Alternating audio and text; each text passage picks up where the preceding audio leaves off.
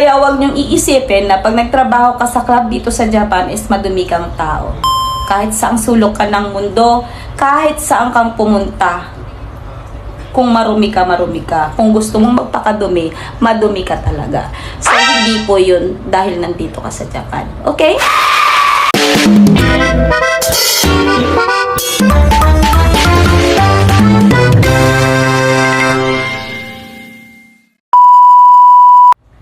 Hi! Good morning everyone! Welcome back to my channel. This is Joyce in Japan. Storytelling po tayo. Kung paano po ako napunta dito sa Japan. The first time I came here was year 2001. Naging talent po ako ng Mardel International. Yun po yung si Ma'am Marisa Delgado. Kilala niyo po ba yun? Yung artista po. Yun po yung promotion na pinasukan ko. The first time I came here was 2001 as a talent at tinapon po ako sa Tokyo. Yung first time ko naging talent ako, naging 6 times akong pabalik-balik dito sa Japan bago ako nag-asawa. Yun. Yung story po ng buhay namin dito sa Japan before is we have contract of 3 months. Tapos pag maganda yung performance mo, i-request ka ng i-request doon sa pub na yon. So it means sa madaling salita, so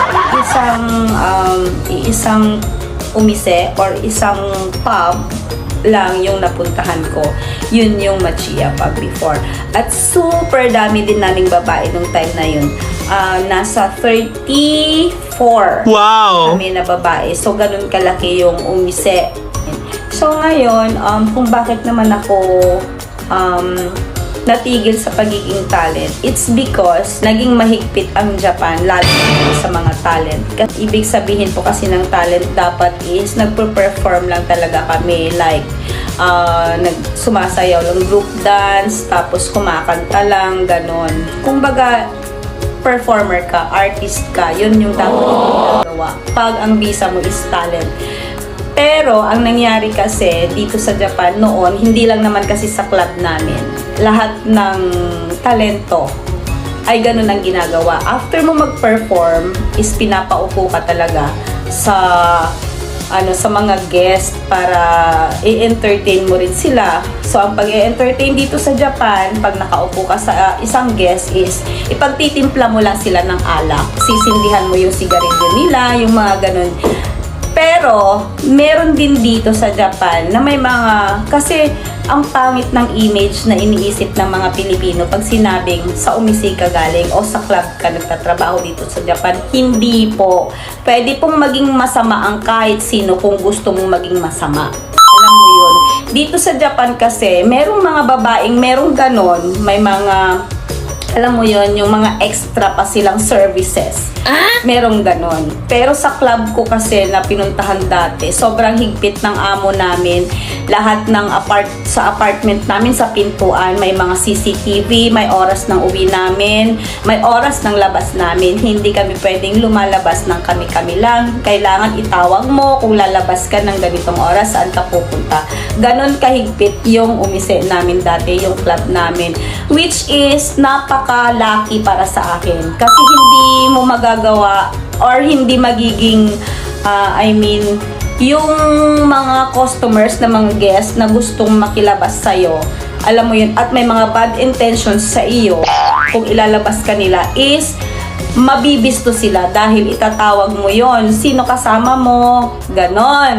Tapos, ngayon lalabas po kami, i-date po ako ni ganito, or magdodohan kami, yun yung ang tawag. Yung dohan naman na tawag is yun yung i-date ka ng isang guest, pero dadalhin mo siya after ng kain nyo, or after kung saan kayo gustong pumunta, magkaymono kayo, or mag-shopping kayo. Wow! Pagkatapos ng ganong mga, ginagawa, yung dohan or date na yon, dadalhin mo talaga siya sa club. Kaya yun yung kailangan mong itawag palagi.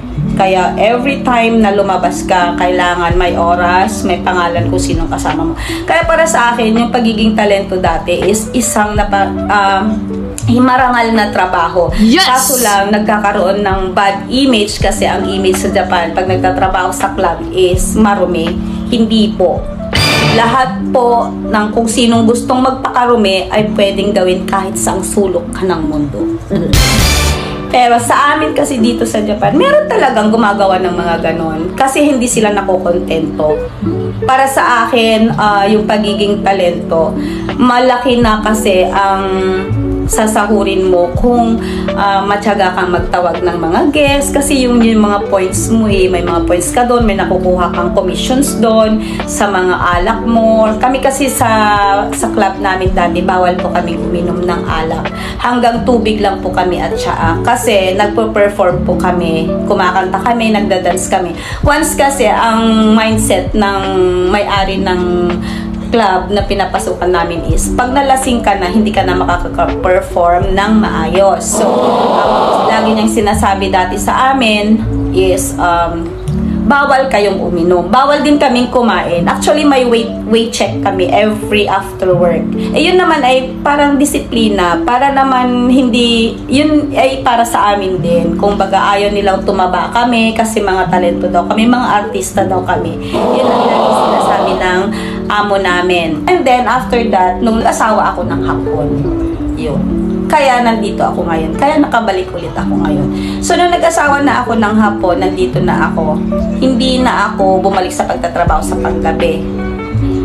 Naghanap na ako ng trabaho sa pang-umaga. Kaya huwag niyong iisipin na pag nagtrabaho ka sa club dito sa Japan is madumi kang tao. Saan sulok ka ng mundo, kahit saan kang pumunta, kung marumi ka, marumi ka. Kung gusto mong magpakadumi, madumi ka talaga. So, hindi po yun dahil nandito ka sa Japan. Okay? Thank you. Love, love, love. It's me, Joyce in Japan. Hanggang sa muli po. Bye-bye.